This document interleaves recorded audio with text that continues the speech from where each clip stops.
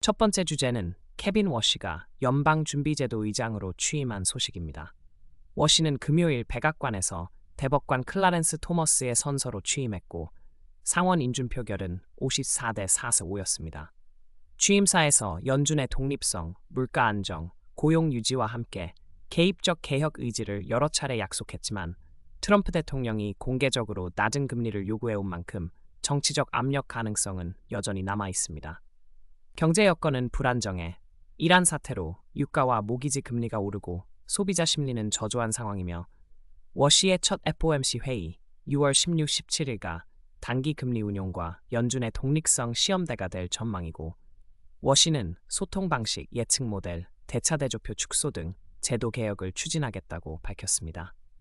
두 번째 주제는 인공지능이 인터넷을 빠르게 재편하고 있다는 점입니다.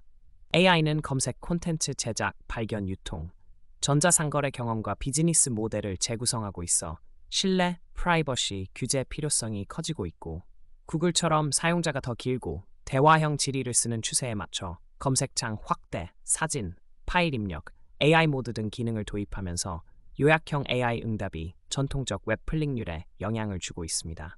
생성형 AI는 가상 인플루언서와 마케팅 비용 효율의 변화를 불러오지만 허위 정보, 가짜 인물 문제를 심화시키고 전자상거래에서는 AI 쇼핑 도구로 트래픽은 줄어들어도 남은 트래픽의 전환율은 높아질 가능성이 있으며 사회적으로는 부의 집중 일자리 대체, 데이터 사용과 규제 설계, 디지털 리터러시와 재교육 같은 정책 대응이 필요합니다.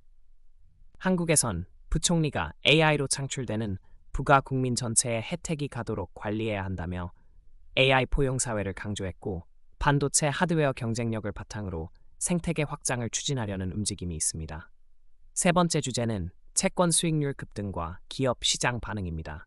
미국 국채 10년물 수익률은 최근 약 4.57%로 1년 내 최고, 30년물은 약 5.08%로 2007년 이후 최고 수준까지 치솟았고 인플레이션 우려, 지정학적 리스크, 연준의 추가 금리 인상 가능성이 주요 원인으로 지목돼 HSBC는 미국채를 위험지대로 규정했으며 일부 전문가는 국채를 더 이상 무위험 자산으로 보긴 어렵다고 경고했습니다. 엔비디아는 새 CPU인 베라와 베라루빈 결합 플랫폼 전망에 약 2천억 달러 규모의 신규 시장 접근이 열리고 그 전망에는 중국이 포함된다고 젠슨 황이 밝혔고 H200 칩 관련 대중 수출은 일부 라이선스가 났지만 실물 배송은 아직 완료되지 않은 상태입니다.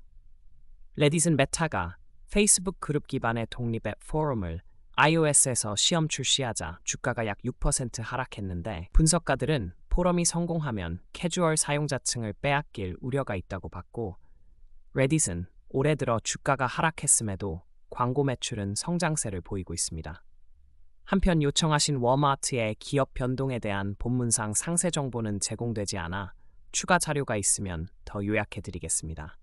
네 번째 주제는 이란, 미국 간 외교적 갈등이 연료비와 항공비에 미치는 영향과 여름 여행비 부담입니다. 이란 의회 의장 갈리바프는 미국을 신뢰할 수 없는 상대라며 국가적 권리를 양보하지 않겠다고 했고 파키스탄 중재에도 간극이 큰 상황입니다.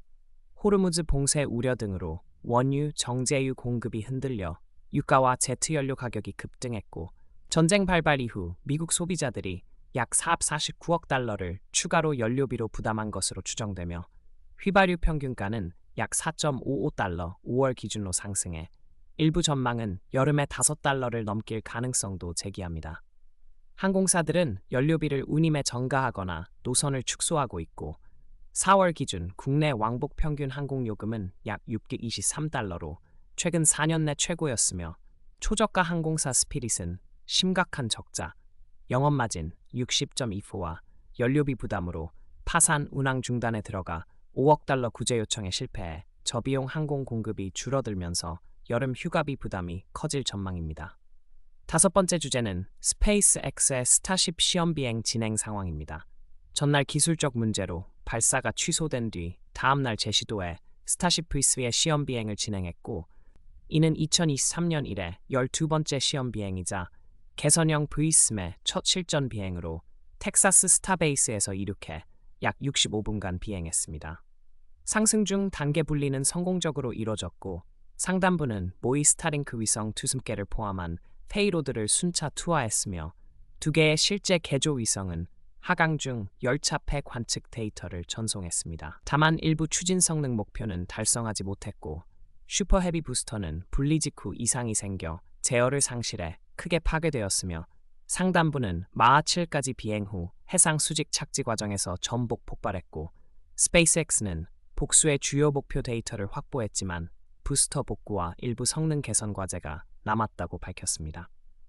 6번째 주제는 소비자 안전과 리콜 소식입니다. 영국과 유럽에서 판매된 모래형 스키시 장난감 등 6개 제품 가운데 브루넬대 실험기술센터 검사 결과 5개 제품에서 성면 섬유가 검출됐고 네덜란드 등에서 이미 리콜된 유사 제품들이 영국에서 계속 유통되는 등 규제 사각지대와 정보 공유 문제도 지적됐습니다.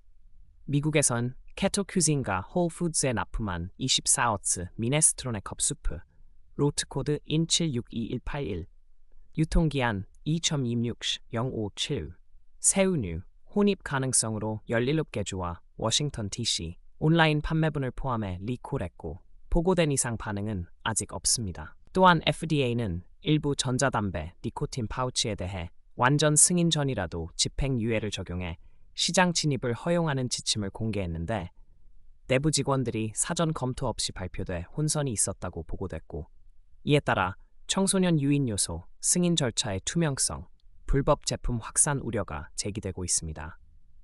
소비자 행동으론 의심되는 장난감은 즉시 사용 중단 후 판매처나 관할 기관에 문의하고 해당 미네스트론의 수프는 로트 코드, 유통기한을 확인해 반품 환불하며 전자담배 관련 제품은 제조사 판매처의 안전, 승인 정보를 확인할 것을 권합니다. 원하시면 각 주제별로 더 자세한 문장 길이나 발화 속도에 맞춘 TTS용 파일 분할 또는 특정 주제에 대한 추가 세부 정보를 덧붙여 드리겠습니다.